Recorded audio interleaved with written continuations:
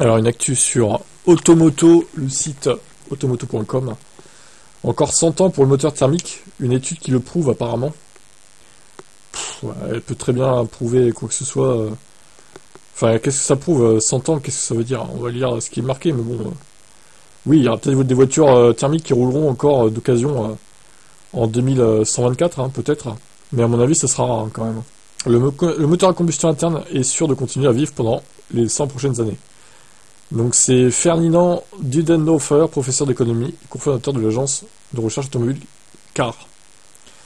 L'Allemand se base sur plusieurs indices pour avancer ça, notamment les volontés publiques. Il pense que le gouvernement allemand favorise la prolongation de la vie du moteur thermique en mettant fin aux subventions d'aide à l'achat des VE.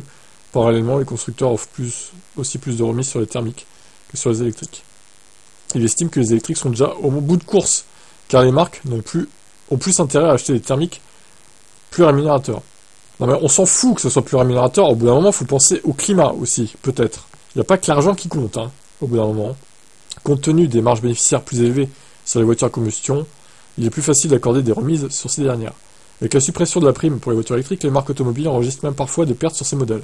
C'est pourquoi, pour l'instant, les marques automobiles misent davantage sur la vente de moteurs à combustion. Pour lui, le moteur à combustion interne a encore de beaux jours devant lui. L'échéance de 2035 semble d'ores et déjà difficile à atteindre pour les constructeurs, mais alors l'avenir lui donnera peut-être raison. Mais de là à encore imaginer des thermiques apportant nos routes dans 100 ans, il faudra peut-être trouver un juste milieu. Ah, bah ouais, je préfère cette conclusion-là quand même, parce que dans 100 ans, il y aura peut-être des reliques, hein, des tacos qui seront en tant que voitures de collection, qui rouleront encore, peut-être. Mais ce sera très rare à mon avis, hein, quand même. La plupart, ce sera des voitures électriques à batterie ou hydrogène, peut-être. Bon, on sera plus là pour voir ça, de toute façon, mais j'imagine que ça sera comme ça. On verra déjà dans 50 ans ce qui en sera. Et on en reparlera à ce moment-là. Hein. Quel est votre avis? Est-ce que le thermique va encore durer 100 ans ou plus?